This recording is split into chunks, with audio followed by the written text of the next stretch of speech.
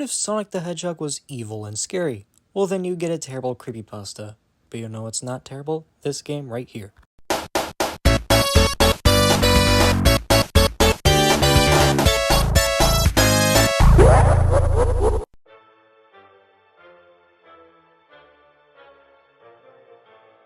Sonic.exe Outcome Memories is by far one of the most fun asymmetrical horror games I have played in a long time. The game is inspired by the now deleted Sonic.exe The Disaster.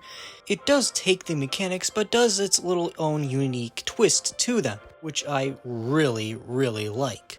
Just like any asymmetrical horror game, it has two different roles, one being the survivor role and the other being the killer role. The survivor's goal is to wait until there's 1 minute and 20 seconds left for the green ring to spawn and escape through.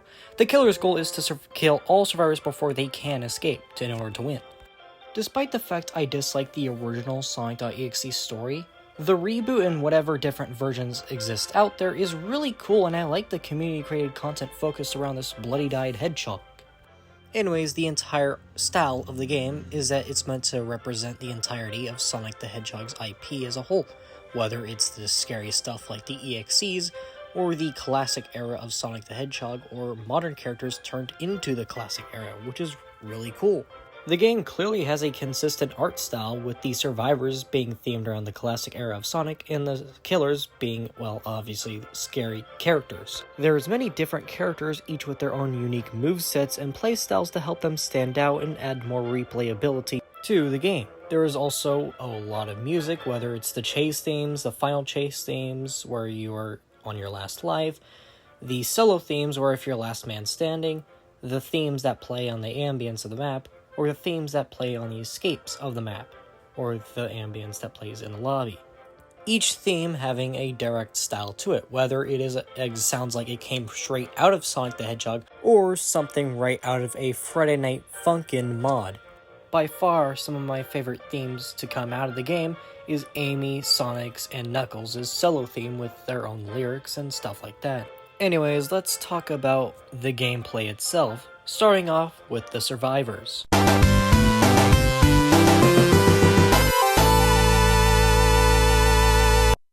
Starting off with our first of 7 mini survivors, I'm not going to be talking about Sans, as funny as it would be. We have none other than Miles Tails per hour, or Tails the Fox. Tails has 2 passives and 2 abilities. His first passive allows him to see the EXE in a 45-degree radius, which will help easily catch any invisible 2011 X's, and his second passive allows him to heal Metal Sonic slightly faster, but there is another character that has a similar passive and does it way better than Tails, which we'll get to later. His first ability is the laser cannon. It will be disabled at the start of the match, and then charge up later on. Once charged up, you will be able to use the laser cannon, with it slowly starting up first before you can be able to fire. If it hits an EXE, it will stun them and push them back, and you can continue shooting them until they are pushed back very far. His second ability is Glide, which will allow him to fly, and if he uses the jump button or space, he'll be able to fly upwards. This can help him reach high areas and be able to evade the EXE. Tails plays like the sniper from Team Fortress 2, where you must be in a very high area and shoot from afar in order to take him down. Overall, Tails is not really my type of playstyle, as I don't like how slow the laser cannon charges up to be able to even fire in the first place for a not very powerful stun, but he is overall decently fun. Anyways, let's talk about everyone's favorite punching guy. Knuckles, just like Tails, has 2 passives and 2 abilities. His first passive allows him to cling to walls and glide off of them, giving him a decent amount of mobility. His second passive allows him to stun the executioner while they are stunned, increasing the stun duration. His first ability is Punch. Upon using it, his fists will raise up, and he will be able to move very slowly. As his fists are raised up and he hasn't used his punch yet, his punch will slowly charge and become more powerful. The more charged up the punch is, the stronger the stun duration is, and the fact that will set the EXE on fire, which is really funny. Upon using the punch, you will charge forward, and if you hit the killer successfully, they will be stunned, and if you charged it up, of course, well, I already explained it to you. His second ability is Counter. Upon using it, he will glow white, and he will be slowed down heavily. If the EXE hits him, they will be stunned. Overall, if you're good with timing and outsmarting the killer, then Knuckles is definitely the character for you. However, if you want to be a little selfish, then this next character is the one for you. Dr. Robotnik, otherwise known as Eggman, has 2 passives and 2 abilities. His first passive allows him to heal Metal Sonic slightly faster than Tails, and his second passive allows him to double jump with a slight cost of a cooldown, allowing him to reach high areas and making the EXE have to take detours during a chase. His first ability is Jetpack Boost. Upon activation, Eggman will move very fast for 3 seconds, giving him enough distance to evade the killer. His second ability is Energy Shield. It works similar to the counter ability Knuckles has. Upon use, his shield will be activated. If the EXE hits you while your shield is activated, they'll be stunned and flamed temporarily. Eggman is a survivalist that mostly benefits himself with barely any support. But the exact opposite in terms of playstyle is our good old metallic friend. Metal Sonic has a lot of passives and 2 abilities. Basically, he has more health than the average survivor, which usually has 100. This time Metal starts off with 175. He will also explode and stun the EXE for 5 seconds if he dies. He also has a 50% damage reduction, which only makes him take half of the damage any regular attack would do. To make up for these very busted passives, he cannot be healed by Cream, and he only has 1 life instead of 2. Meaning you cannot get down, and if you lose all of your HP, you will instantly die. His first ability is Destructive Charge. Upon activation, Metal Sonic will charge up and move super fast. If he hits an EXE, he will stun them at the cost of his own HP. If he collides with a wall while holding the EXE, he will smash them into the wall and will make him take a little less damage. The EXE will also get flamed. Destructive Charge can be cancelled if the EXE hits you either during the windup or if you crash into a wall, causing you to be stunned. His second ability is Self-Repair. Upon activation, Metal Sonic will be unable to move and will slowly heal himself. The healing process can be sped up if either Tails or Robotnik is nearby. Overall, Metal Sonic is a defensive character that must protect his teammates by sacrificing himself and heal himself. If you want a survivor that can stun the Executioner without having to lose HP, but be able to heal themselves at the same time, then this next character is the one for you. Why, if it isn't Sonic's #1 simp, Amy Rose. She is pretty much unique by only having 1 passive and 3 abilities. We'll talk about her passive later as it is tied to her third ability. For now, let's talk about her first 2 abilities. Her first ability is simply titled Hammer. Upon activation, she will raise up her hammer, and if she hits an Executioner, she will stun them. Her second ability is Hammer Throw. Upon activation, she will raise up her hammer and be able to throw it very far. If it connects with an EXE, it will stun them temporarily. After throwing it, Amy will lose her hammer and she has to either go manually pick up or she will regain it over an amount of time. Anyways, let's talk about her passive and third ability. At the very start of the match, Amy will roll 2 of up to 6 different tarot cards. Each tarot card either giving you a debuff or a buff to your stats. The first card is the Sonic card, otherwise known as the World. This card will highlight all the survivors and killers in Amy's vision at the cost of reducing her speed. Amy's second card is the Tails card, otherwise known as the Fool. This card will increase Amy's movement speed but decrease her stun time. The third card in Amy's deck is the Knuckles card, otherwise known as Strength. This card will increase Amy's stun time but make her move slower and take more damage from attacks. The fourth, and arguably the best card in Amy's deck, is the Shadow card, otherwise known as the Emperor. This card will increase Amy's movement speed and make her take less damage. The fifth, and arguably the second best card in Amy's deck, is the Blaze card, always known as the Sun. This card will allow Amy to heal herself and her teammates, however at a cap of 75 HP. While healing teammates, they will be slowly blinded by the sun. This card can heal everyone except for Metal Sonic, as that will make him more overpowered than he already is. The sixth and final, and by far the worst card in Amy's deck, is the Tikal card, otherwise known as the Moon. While this card is active, Amy will be unable to see anything as her entire screen is covered by fog. This card will also give you a random buff or debuff, whether it makes you take more damage, or makes you slower, or makes you faster, or makes you take less damage. This card is very inconsistent. On top of the fog, it really is just terrible. Overall, I heavily enjoy playing Amy a lot, as her stuns are overall pretty consistent, and I like the gambling mechanic behind it. And you can make yourself very difficult to kill if you bring in the Sun and the Emperor card in your deck. If you want to be able to heal others like Amy's Sun card, but do it faster, then this next character is the one for you. Cream the Rabbit is a support character with 2 passives and 2 abilities. Her first passive allows her to glide if she jumps up high enough, similar to Knuckles in Tails. Her second passive is this little guy right here, being none other than Cheese the Chow. Cheese will follow Cream around a lot. If Cream gets below 20 HP on her first life, Cheese will die for the rest of the match. When Cheese is dead, the amount of health Cream will heal is reduced by 2 times. Her first ability is Heal. Upon activation, Cream will stand still and heal herself by 10 HP unless Cheese is dead, turning it into 5 HP. She can also heal others until they reach max HP, which can be reduced to 50 if Cheese is dead. Similar to Amy's Sun card, this ability cannot heal Metal Sonic for obvious reasons. Cream's second ability is Dash.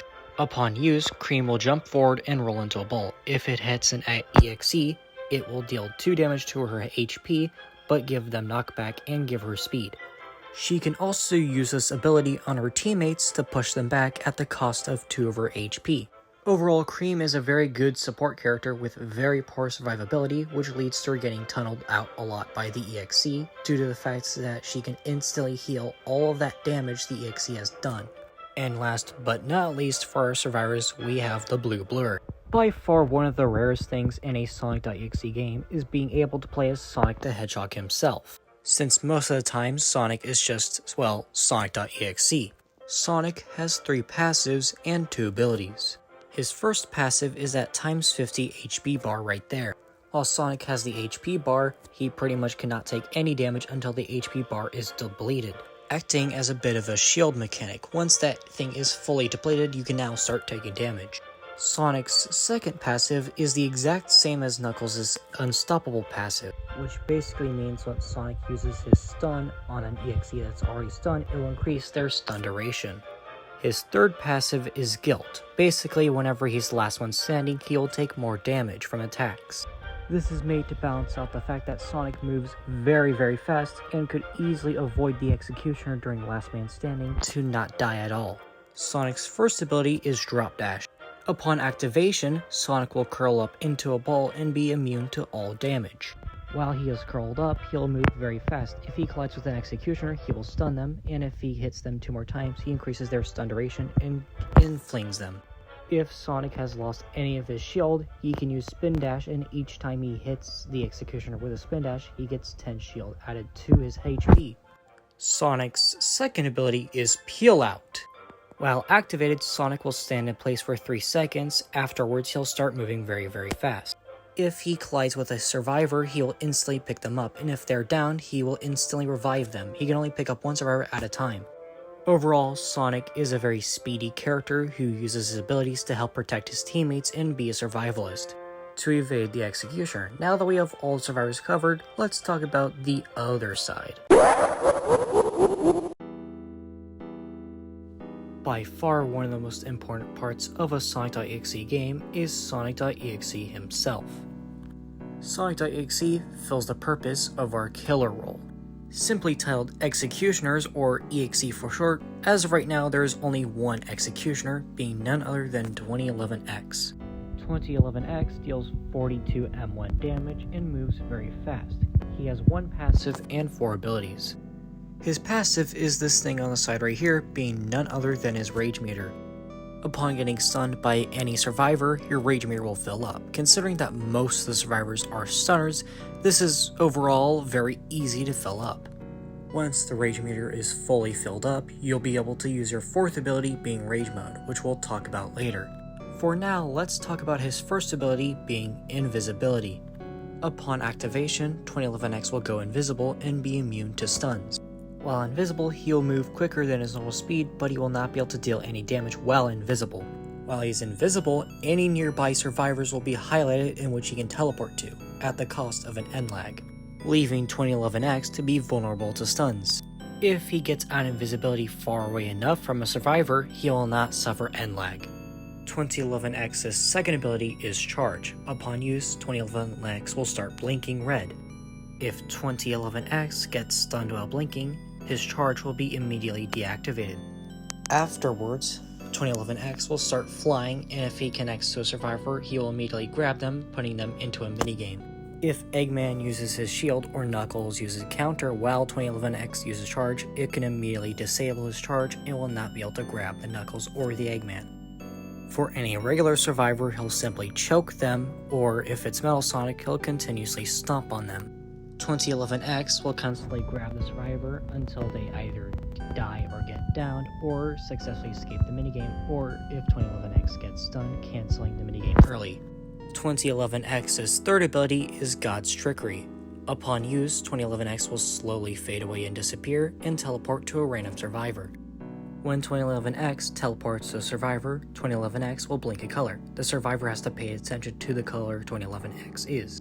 If 2011X is either blue or distorted, the survivor will have to stand still in order to avoid getting hit. If 2011X is black, the survivor will have to jump. If 2011X is orange, the survivor will have to keep on moving. While God's Trickery is activated, there will be 3 more clones sent to other 3 random players. If you get hit by a clone, your controls will be inverted, but you will not take any damage. If the real 2011X hits the survivor, he will invert their controls and deal 15 damage, making it a RNG ability that's reliant on the player's knowledge of how 2011X works in order to avoid. 2011X's fourth and final ability is Rage Mode. Once the Rage meter is fully filled up, he can use Rage Mode to pause the timer. While Rage Mode is active, the timer will be unable to count down until the Rage Mode is over. The Rage Mode will be active for 1 minute and 36 seconds. While the Rage Mode state is active, the Rage meter will fully be disappeared for the rest of the match. God's Trickery will be disabled. Instead of invisibility turning you invisible, you will instead be slowed down and highlighted the location of all survivors around the map. Charge pretty much stays the same, but does more damage. 2011X's M1 will deal 50 damage instead of 42. 2011X's stun time is also decreased heavily during Rage Mode. If you use Rage Mode while the exit is open, the exit will immediately be blocked for the duration of Rage Mode, meaning survivors will be unable to escape. Rage Mode is the ultimate f*** card that can determine whether you win or lose the match as 2011X. I honestly cannot wait for future executioners to enter the roster like Colossus and Tailsdoll, as they will not be as reliant on a Rage Mode as 2011X is, as I just find him incredibly weak without it, especially with how vulnerable to stuns he is. Now that we have covered all of the characters, let's talk about the maps. I'm the map, I'm the map, I'm the map, I'm the map. There is a total of 4 different maps in Outcome Memories, being Green Hill, You Can't Run, X's Castle, and Not Perfect. Each map having their own layout, theme, OST, and hazards. By far, my second favorite map and what I find to be the most balanced map is Green Hill, due to how open it is and the fact it's small enough for the executioner to actually find people, but it's also open enough for survivors to run around and evade the killer through. The hazard for Green Hill is lightning strikes. Once the final 80 begins and the ring spawns in, lightning will start striking. If it hits a survivor, it will deal damage to them and give them the burning effect, along with slowing them down. The same will go for the executioner. The other map is You Can't Run. You Can't Run is a very maze-like map, but not to the extent of X's Castle. It has a ginormous open area to make up for the maze-like environment. During the final 80 and when the green ring spawns in, a new hazard will appear, being the explosion. If any survivor is caught in the explosion, they will immediately disintegrate and die. To make up for this, You Can't Run is the only map where all possible exits are open rather than one randomized exit. The third map is X's Castle, and by far my least favorite map due to how maze-like it is. Despite being a very large map, it barely has any open areas to even find the executioner or find survivors as the executioner. The overall main positive I will give this map is the fact it has no hazards to kind of make it more annoying to plan. And the fourth and final map, and by far my favorite map, is none other than Not Perfect. Hot take, yes, I know, but watching the clips of people bouncing off of the bouncers and immediately falling straight to their deaths is really funny. It only ever pisses me off whenever it happens to me. I have a very big love-hate relationship with Not Perfect. This map is just so insanely goofy and insane that I cannot bring myself to hate it. Now that we have talked about all the maps, let's finish off with the outro. Overall, sonic.exe Outcome Memories is by far the best asymmetrical horror game in my opinion. The game clearly has a lot of effort and talent put into it, and it's just a full-on passion project. And considering the game just came out, I am really looking forward to its future with new executioners, new survivors, new maps, and new balance changes overall. And if you want me to make future videos on Outcome Memories and games like this, make sure to like, subscribe, so I can continue making content for you. Anyways, goodbye. You know who else suffers from dementia? You know who else suffers from dementia?